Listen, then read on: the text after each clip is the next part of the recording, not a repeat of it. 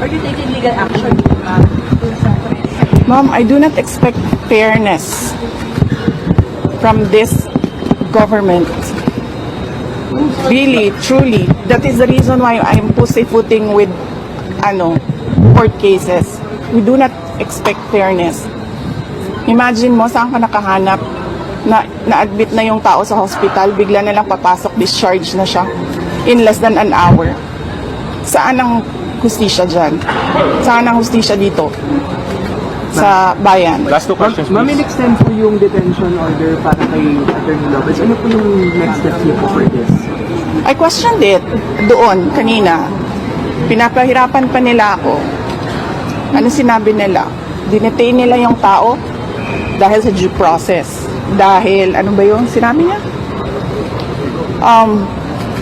Walang due process ang pagpapatanggal kay Gloria Mercado at iba pang officials ng Department of Education. Ano sinabi ko kanina? The position of a USEC and ASEC is a position of trust and confidence by the appointing authority. Ngayon, ang appointing authority ng USEC at ASEC ng DepEd is the President of the Republic of the Philippines. Dapat tinatanong ng House of Representatives bakit tinanggap ni Pangulong Marcos ang resignation ng mga USEC at ASEC na yon sa Department of Education. Last question. Bakit nila pinipinalize si Yusek Lopez? Hindi ba dapat ang pinipinalize nila ang appointing authority? Isa pa sir, sandali. Ano po yung sinabi nila? Evasive. And now you clearly see, she doesn't know anything. Nasa DepEd pa pala tayo. Pero pagdating natin sa OVP, makikita ninyo, she doesn't know anything about confidential funds. So saan doon ang evasive answers? Last question. Nagsusulat, penalize nila si Yusek Lopez for writing a letter to the Commission on Audit on the position of the Office of the Vice President regarding the release of documents regarding confidential funds. Bakit mo ipipinalize ang tao pumirma para sa isang opisina, posisyon ng opisina? Saan ang hustisya dito? And ano sinabi nila kanina? Diba? Apparently, hindi nila alam ang batas. Ano sabi nila? Questionin mo na lang sa korte. Saan kami pupunta? Sa mga ginagawa sa amin.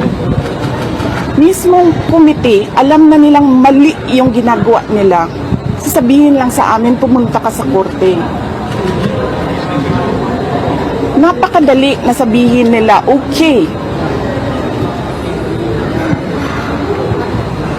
we will set aside the detention order. Pero hindi. Mali na nga yung una mong detention. Mali pa yung sumunod mo na order. And then sasabihin mo sa tao na nakakulong, na hindi makalabas, lahat. Kahit ako, hindi ako makalabas basta-basta. Dalhin mo yan sa korte. Tama ba yun? Kayong mga taong bayan, tanungin ko kayo, tama ba na hindi alam ng ating House of Representatives kung ano ang mga batas? Ma'am, you finally decided to take your oath kanina. Why VP? For the sake of the personnel of the Office of the Vice President. Because I clearly, sinasabi ni Joel Chua doon, na we will not recognize you without an oath. And then, I'm continuing to question the constitutionality of their rules. Pero I cannot help the personnel of the Office of the Vice President if I have no personality to speak in that hearing. So I had to take that oath. Pero, kailang. Hindi naman ako galit sa inyo. Nagpapasalamat ako sa inyo sa tulong ninyo kay Yusek Lopez at sa lahat ng OVP personnel. Hindi po up to the Supreme Court to question kasi may jurisprudence naman on contempt powers of Congress. Yun na nga sinasabi ko, sir, no, parang we don't trust anyone anymore in this country. We don't expect justice anymore in this country. This is clear political harassment. This is clear political persecution. Pag-threat sa'yo, baliwala. Pag-threat sa kanila, national security. Saan ka? One thought na lang. Yung post testimony ni Fajardo, do you think that will hold water as far as maybe pinning you down is concerned, or doesn't establish anything? If they file cases or an impeachment case, whatever case, we will answer that in the proper venue. Kung meron man silang hanap na mali doon.